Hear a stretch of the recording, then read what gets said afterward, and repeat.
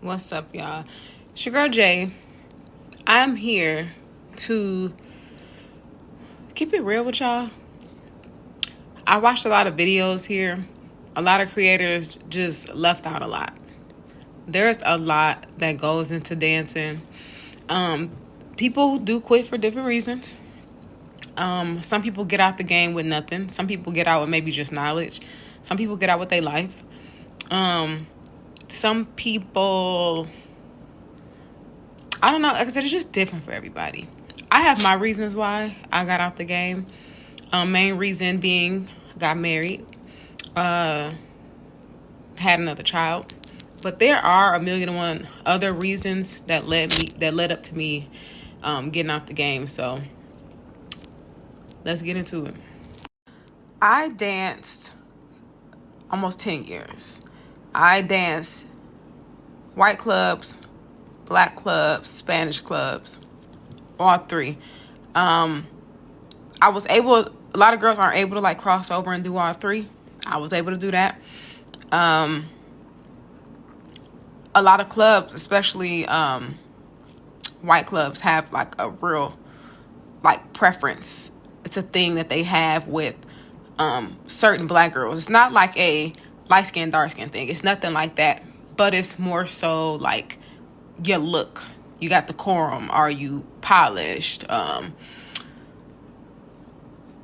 Do you have class? Can you speak? Like it's just one of those things.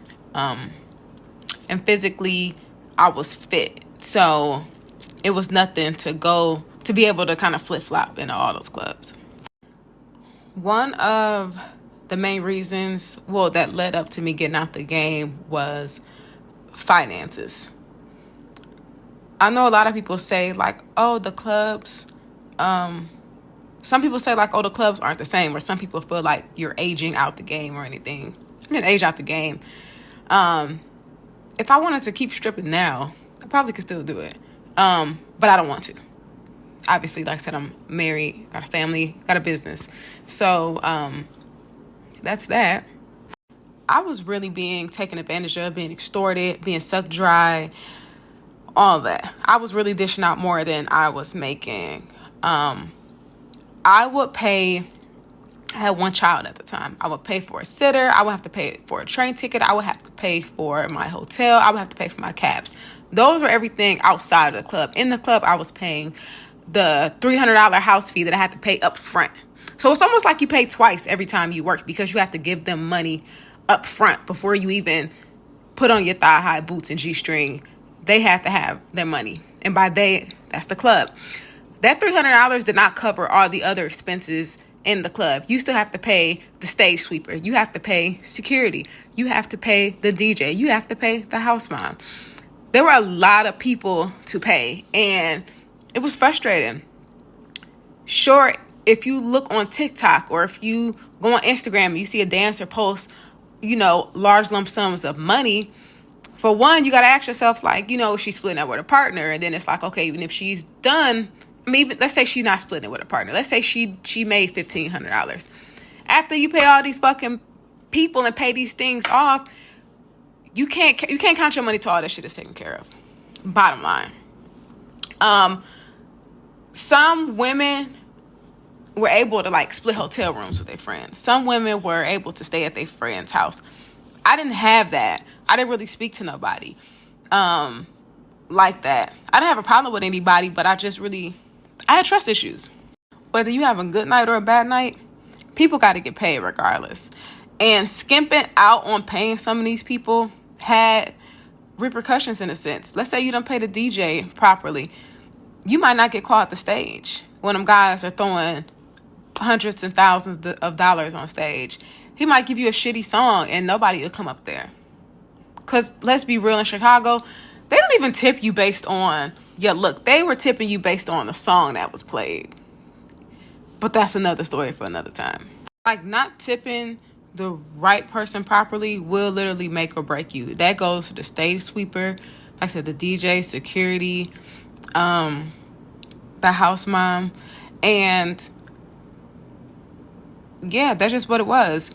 But to be real, that $300 you had to pay up front, it definitely felt like you were paying twice. Some girls don't talk about that. Some clubs don't make you pay up front, but this club in particular, well, a couple of clubs in Illinois did not play that. Like, oh, because they didn't believe you. They didn't trust you. It's like, oh, we don't trust that you gonna make the money and give it to me.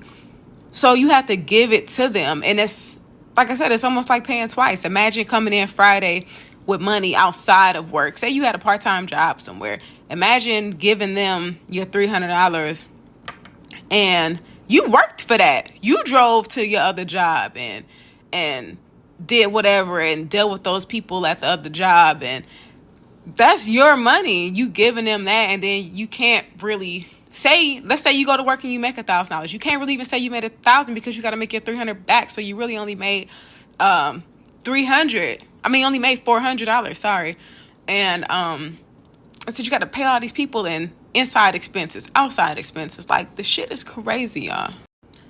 What happens when you don't make $1,000? What happens when you only go to work and make, I don't know, $600? Because bad nights definitely happen. I know a lot of people don't like to speak about those bad nights, but those bad nights definitely happens. But again, it's like, what happens when you have a bad night? Everybody knows when you have a good night too, because everybody's watching. If you're not used to making that kind of money, you in front of people that's making money, you know who got a good night and you know who got a bad night. But at the end of the day, some of these people just don't care at all. So, like I said, it's like you got to make every night count. Like I said, I was working Friday, Saturday, Monday. If I had one good night, 2 bad nights, that was on me. If I had 2 good nights, 1 bad night, that was on me. If I had 3 good nights, it was on me. You see what I'm saying? Like, it was just, like I said, the more money you made, the more that was taken from you. Seriously, that large $300 house fee, it was tough. It really was. Some people think, oh, that $300 ain't nothing. But when you really do the math, it was. I was only making between $800 to $1,400 a night. So I know you probably can't see this. I'm just holding it up for a second. This is everything that was dished out for a weekend. There were things I could do to like cut certain expenses, like maybe just go home, maybe not pay for that hotel for like that extra night, or maybe get a ride from someone to avoid, maybe the taxi or whatever. But either way it goes, I would have to spend between $1,200 to $1,500, sometimes even a little more, just to work. So again, every day I had to bust my ass. Every day on average, I would have to make at least $850 or more to break even, or even have enough to come back the next weekend. Another reason why I'm glad I got out the game is because I couldn't maintain a relationship for shit. I tried every trick in the book. I would even not even tell guys I danced.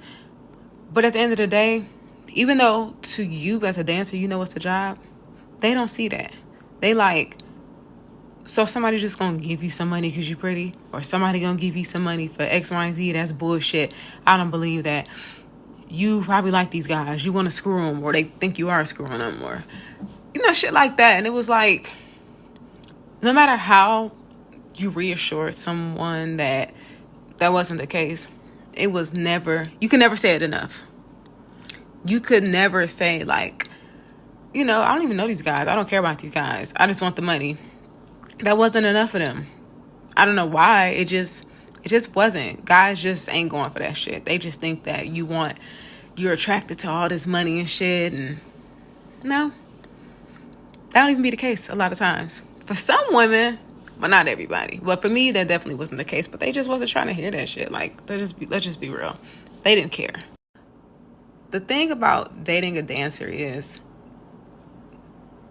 you get 2 different kind of guys on a constant basis. You get guys who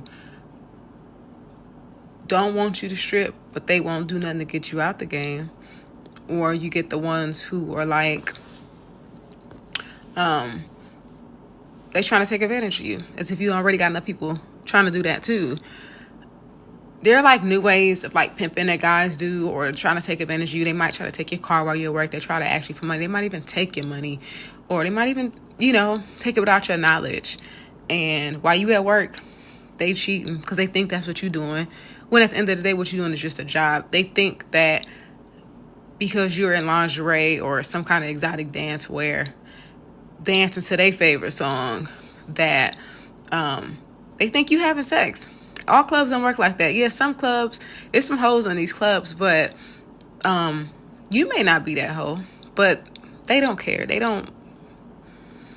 just think you up to no good. They think you doing dirt. They think that just because somebody's spending money on you, they want you. But little do they know, a lot of these guys have just disposable cash and income, and they don't want nothing. They just want to see you shake ass. But you can't explain that to somebody. No matter how many times you reassure them, you just can't. And last but not least, family. I'm